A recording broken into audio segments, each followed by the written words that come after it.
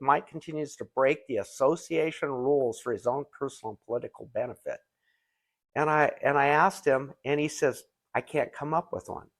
So it was 6 items that were on that Trilogy Truth site right up the get-go, and his name was on it for the first few days, and then it came off, and he says, I didn't have anything to do with it.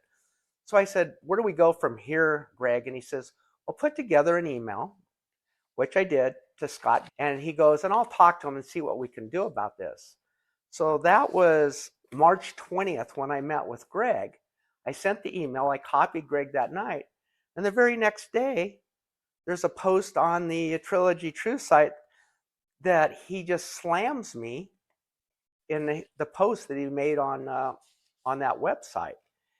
And then he makes a point, I had no part in starting this recall movement, and blah, blah, blah. He goes on. So then there's a board meeting on March 26th, just 5 days later, and he stands up and he says, I urge you to remove both Steve Berman and Mike Morris for the good of the community.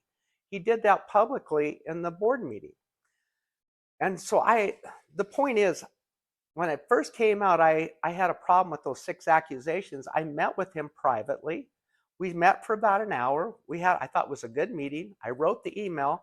I never received a response back from Scott. And the next thing I know, he's slamming me the next day on the Trilogy Truth and then at the board meeting. So I really don't understand what his issue was with me, other than he just didn't want me on the board.